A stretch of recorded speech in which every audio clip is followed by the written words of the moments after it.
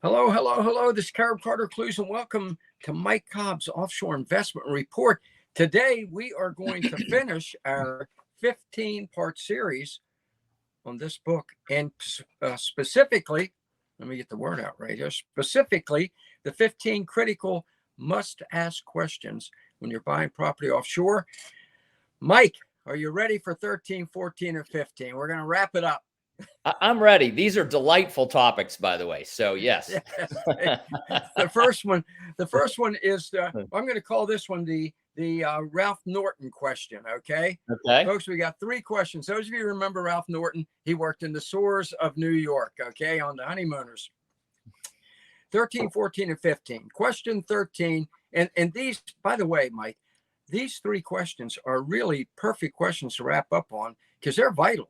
Yeah. You really, you almost can't survive without these 3. So here we go. Number 13. Hey, Ralphie, is there a central sewer system? But some people might say, come on, that's kind of, it ain't obvious, is it, Mike? It's not, and the other thing is, so that's a vital question. And the flip side of that question is if there's not, because, look, many places in rural America, cities obviously have central sewer systems, but in rural America, there's lots of septic fields, septic tanks, and things like that. So it's not that it has to have that, but the key question is if there's not a central sewage system, then what's the cost of putting in a septic field, right? And in many parts of Latin America, Central America, it's really, really heavy clay soils. That's not true across all of Latin America, but generally in Central America, the soils are a very, very sonsacuite is the word in Nicaraguan. A plastic clay, highly expansive clay soils that don't do a great job of absorbing water. And so what has to happen is you have to actually then create huge drainage fields, and is your lot big enough to do that? And or put in some kind of active systems, things like that, or take out a lot of the material and put in sand and gravel. So it can get very expensive to put in a septic system, right? And so that's really the nature of the question, right? If the lot is serviced, that for 50 grand or whatever the home site's going to cost you, you can just plug right into a sewer system and forget about it. But if you're buying a lot that's, say, 30, 40 grand, and you think, well, that's 20 grand cheaper, but you spend $10,000, $15,000 on a septic system that works, well, then actually it's probably about the same money. And so that's really the nature of the question. Like, what's it going to cost you to deal with the sewage, right?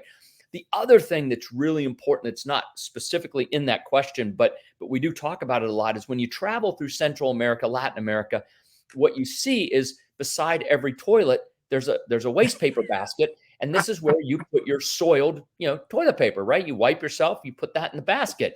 And I don't know, coming from the US, it's kind of gross, it's like gross. Why do I it is gross. It is gross. Why do I want to look at everyone's poop paper, But the reason is the pipes aren't big enough to really accommodate paper, and so you get a lot of backups, a lot of jams and things like that. And so they put those there for that reason. And so when you're building a house, or more importantly, actually, if you're buying an old home in Central America, that's actually one of the things I would look for. Like, can I really flush my toilet paper, right? I mean, I'm sure you can flush it, but if it gets jammed in there and backs up, that's worse, right? And so, so that would be a factor. How big are the sewer pipes? Can they accommodate the flushing of toilet paper, waste paper? When you build a new house, how about this? When we build a new house, we use the U.S. standard sizes and runs and slope. I mean, that's the other thing, right? Yeah. I mean, if you run a flat pipe, it doesn't flow very well. So again, there are just little things that we do as a development company differently. We do them to U.S. standard, the size of the pipe, the run slopes, things like that, so that it works, right? You go to the bathroom, put your toilet paper, flush it, it goes away. And so those are very, very important considerations, I would say, for quality of life. I think that's I would definitely say their quality of life. And Mike, let me help people understand, when you're talking about how important it is to ask this question, folks. Great article in Fluence magazine. Okay, that I was reading yesterday. Fluence Magazine is a magazine for waste removal. All right. I want you to listen to this. Mike said, you've got to check this out, folks. You've got it. Because listen to this. Ready? Nearly a quarter of the homes in Latin America have no piped water access from an acceptable water system. And although, get this figure now, and think about it when you're getting ready to buy a property down there, although 26% of people in Latin America, 26%, that's only one quarter, have some form of sanitation, septic tank, latrine, water treatment plants serve only 15% of the population. So, Mike, you're addressing a very serious problem here. Folks, you go to somewhere like, it's one of my favorite pictures, Grand Pacifica. Yeah. There you have no doubt in this Mike Cobb community that the sewage system meets the standards and probably in many cases exceeds the standards in the U.S. Am I right, Mike? Well, it meets. I don't know if it exceeds any standards, but it certainly meets the U.S. standards and allows. Yeah, right. I mean, it allows people to do what they normally do here without thinking about it. Right. Yeah. So absolutely. Yeah. Absolutely. Yep. So vital question and great answer. Thank you, Mike. That was number 13. Number 14, folks. And we should have a drum roll. We're getting to the end of this incredible series. We are. Number 14. Again, critical question. What about safety and security access? What about safety and security access? There you go, folks. Number 14. Right. The fact of the matter is we in the U.S., Canada, North America, many parts of the developed world, right? We take security for granted, safety and security for granted. We generally know, if there's a part of town that we shouldn't walk through in the middle of the night or whatever. We understand those kinds of things. And the same, I'm going to just call it common sense, applies overseas. I mean, people, I lived in Managua for 14 years, Managua, Nicaragua. And sometimes people go, oh my God, and you're alive. Yeah, we're alive because you know what? I didn't go places I shouldn't go. And I wasn't out, trolling around for drugs and hookers at, 3 a.m.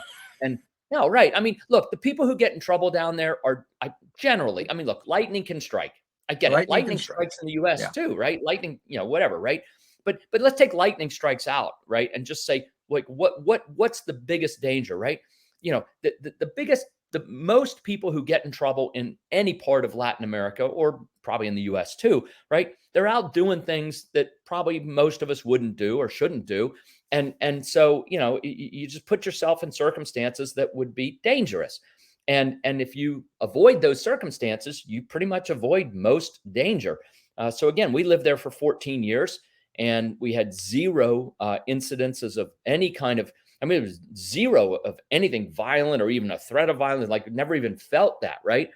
We did have one pair of pants, one of my pairs of pants stolen off the drying line in our backyard by our cuidador. And so we let him go, of course, but like one thing in 14 years, right? And,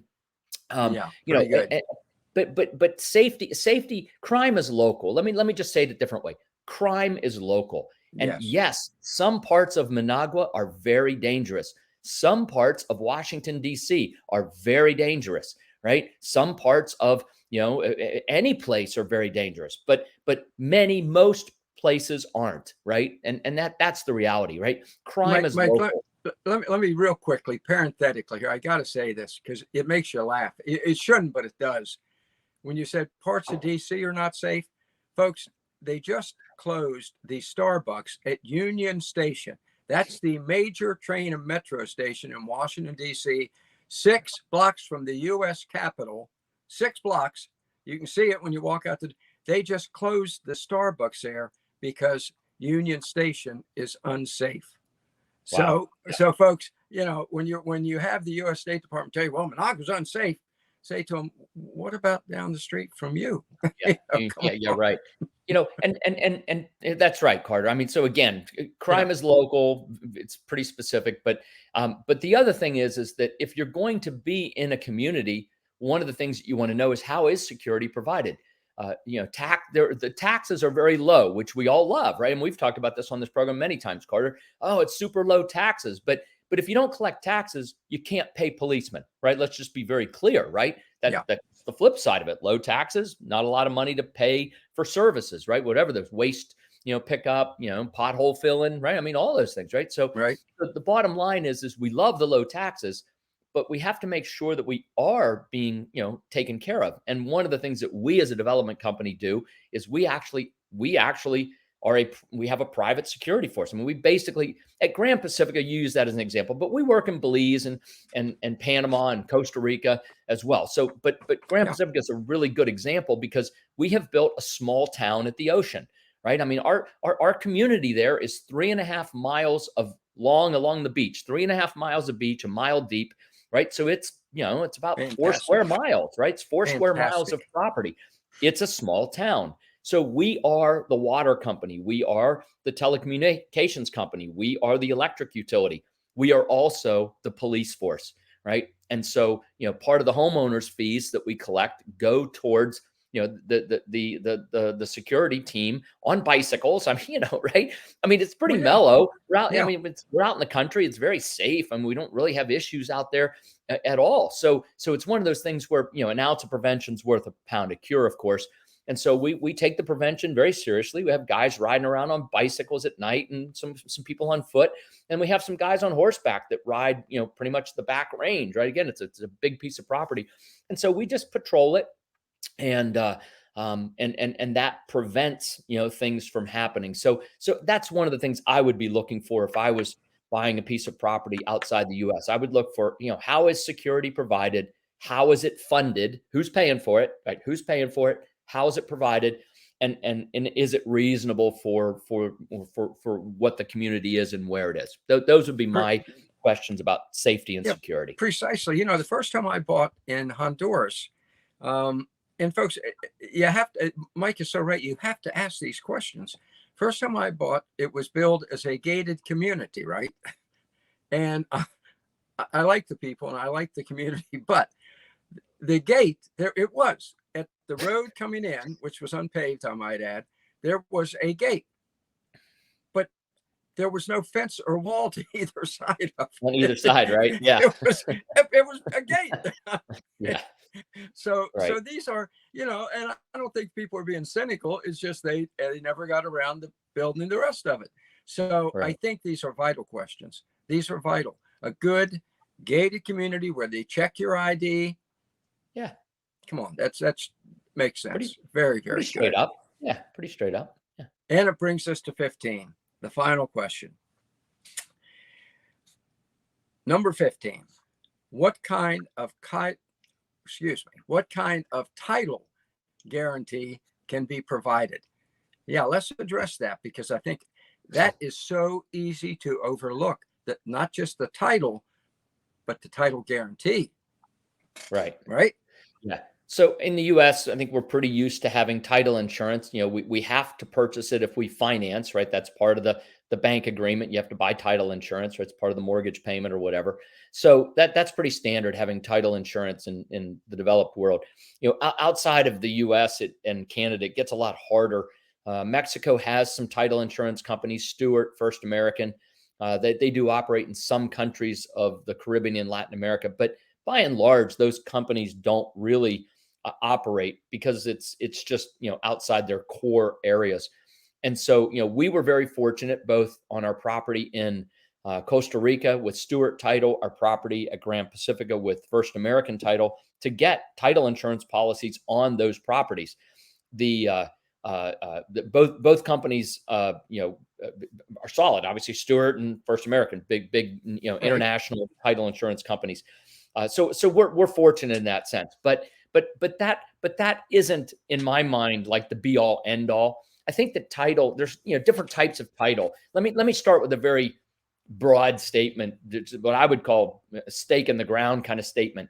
If you can't get, excuse me, one of two types of title, fee simple title, if it's a common law country like Belize or some of the Caribbean islands, right? All right. Fee simple title, very similar to what we have in the States, or the condo version, right? Strata title, because in a condo, you own the air and you have an undivided interest in the land under it, right? So it's a little kind of different title. If you own a piece of land, you have fee simple title, you own the land, right? If you have a condo, you have strata title. So you own the air and then, you have an undivided interest in the property under it. So two kinds of title in common law, right? In the civil law version of that is escritura publica, public title, right? That's the same as fee simple in a civil law. And then you have horizontal property regime, HPR. HPR is the same concept of you own the land, you own the condo, the walls and the inside, and an undivided interest in the common area underneath. That's horizontal property regime. So both civil law and common law have very similar title systems, right? Real title. Mexico would be the one exception. I know a lot of people look at Mexico. They have what's called a fideicomiso along the coastline. I think it's 60 kilometers from the coast. Foreigners can't own it. But this fideicomiso, this bank trust, basically it's a bank trust, has been around for, 75, 100 years. It's been around a long time, and it's legal, right? Nobody's skirting the edges of stuff and trying to play around something. No, this is a legal system developed by the Mexican legal authorities and the regulatory bodies to say, hey, you're a foreigner. We're not going to let you own it.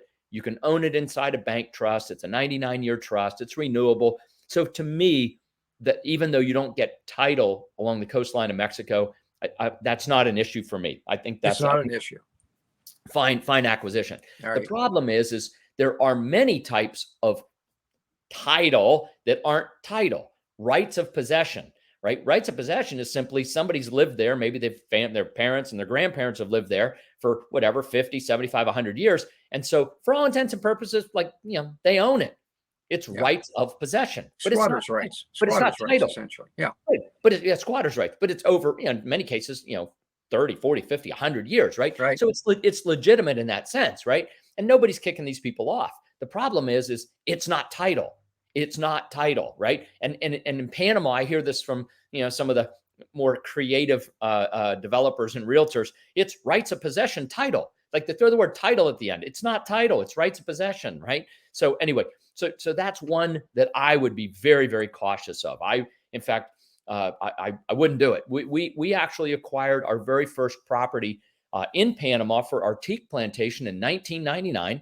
It was rights of possession. The farmer and his parents had squatted on it, whatever, for 50 years, right? But it wasn't title. So what we did was we said, all right, we worked with the law firm. We said, look, you, the farmer, it's rights of possession. You take it. You put it through a titling process in Panama City. When you have escritura publica, because the squatter, the possessor, they're not really squatters. I mean, they've been there a long time, right? The possessor has the legal right in many cases to take it, put it through a process to get actual title. It costs money, which is why they don't do it, right? But we said, we'll pay for that. Our lawyers will help and use our lawyers, and we'll pay the fees and the taxes and you take it from rights of possession to escritura publica. As soon as it's escritura publica, we'll pay you for the land. And that's what we did. Took about a year. You got the title. You got the title. Yeah, we have title. It's escritura publica. Right. But he did it, right? We didn't do it. He did. Because if we tried it, we're 23 years into it, we'd still be trying to get it, right? No. He can take care of that because he has every incentive. He wants to sell the land, and as soon as it's titled, he gets the money, right? So everybody's aligned for their interest, right? So rights of possession can be titled in many cases. So that's it. But I personally would never buy rights of possession ever. Okay. The other thing is indigenous land, ejido land in Mexico, cooperativa land. This is land that was given to indigenous people or cooperativas. And it's in many cases, it's simply not titleable. I'm not sure that's a word, but anyway, it's simply not, you simply cannot turn it into title, right? It's prohibited. Okay. With a lot of indigenous land. Cooperativa land, you can. The challenge there is, so if something was given to a cooperative, whatever, Nicaragua is a big place, but there are cooperativas in other countries too, where land was distributed to multiple people, and in a civil law society, if those people have 5 kids and the kids all have 5 kids and there were 10 people to begin with, you've now got 300, I'm making up numbers, but now you have 300 people who all have to sign on the document. because they're Right. all legal owners, and Right. they have to have wet signatures. If they're dead, you got to prove they're dead. I mean, it's just on and on and on, right? And so cooperativa land is very, very hard to truly legitimately move from cooperativa to titled. So I would be careful with that. In fact, I would be very careful with that. Indigenous land, ejido land, I wouldn't touch that because much of that land is not titleable. So those are the issues. Now let's come back to the title insurance. Sorry, All right. I ran a rabbit trail, but it's an important rabbit But it trail. was Right? good. It was good, Mike. It was good. It was explicit, and it's the kind of information we need. And Right. folks, you're not going to get it elsewhere. So that's Yeah, fantastic. Thank you. And so because title insurance, as we know it in North America, doesn't really exist outside of North America for the most part, what you absolutely depend upon is the validity of your lawyer to validate the legitimacy of the title. Yeah. And so what we do as a company, we always have two lawyers. So we have our principal lawyer who looks at stuff, does the title work and validates it, right? All that kind of stuff. Then we actually hire a second lawyer to look at that and make sure it's correct. Civil law is squirrely. Even a typo can invalidate things. And so you really want it like double checked. And on big properties, when we're up over, say $1 million of an acquisition, we actually have a third lawyer. We get a third lawyer to look at it.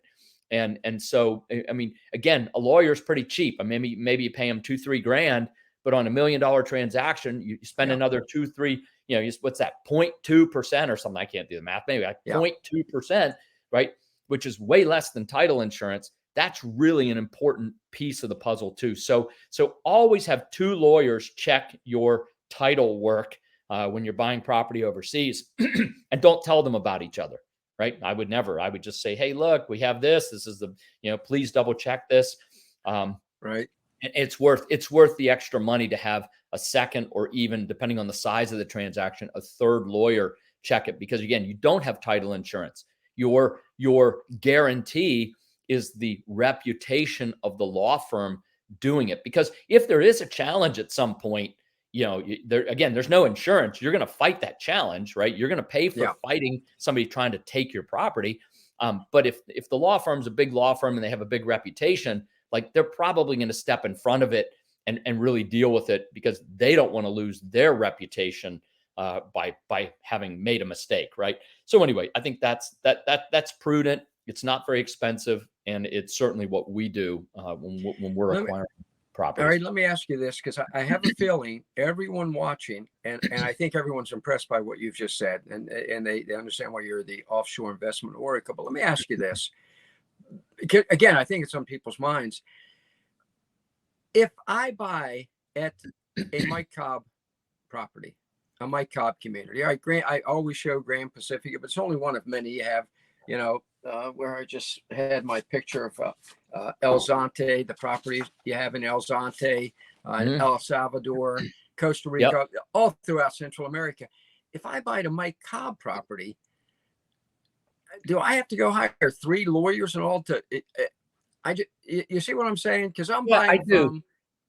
Okay, you understand the point I'm making. I understand the question, but what I always tell every buyer is, you're certainly welcome to, use our lawyers. We're very comfortable with them. Obviously, we've been using many of them for, decade or two in some cases, right? So we're comfortable with them. But I do recommend people hire their own lawyer that's not our lawyer to look at all the paperwork. I mean, they need their own advocate, right? So I'm not a hypocrite in that sense. Look, if our lawyer looked at the title, our lawyers look at the title. That's number one, right? You hire a lawyer, that's lawyer number 2, right? Now you have 2 lawyers looking at all the title paperwork. And if it's a huge transaction, if you were buying $1 million property from us, you know what? Go get a third lawyer. It'd be your second lawyer. Our lawyer's the first one who looked at it. You hire a lawyer. I would, if it was $1 million purchase, I'd have another lawyer. I'd find an inexpensive lawyer and just say, hey, look, buddy, see if you can find anything in this. If you can poke holes in this, you get a bonus. Right? Why not? Right. And by the way, we wouldn't like feel insulted at all. In fact, we'd be very grateful if somebody was able to, quote unquote, punch a hole in something. I mean, we'd be very grateful, because we'd go back to our lawyers and say, hey, what about this, guys?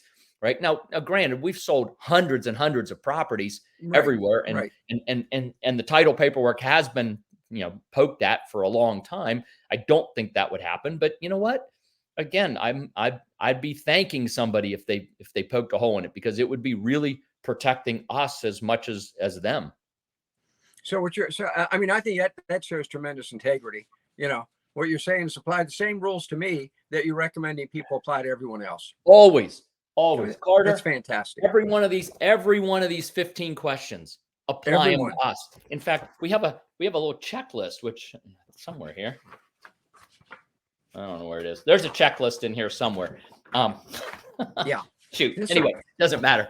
There's a checklist, and it has all 15 questions, and some of them we actually expanded so that it actually is more like 20 questions, because some of them are really kind of two parts and they each deserve their own answer, so to speak. So we put a checklist in there, and we absolutely want you to inspect our property with the checklist in hand.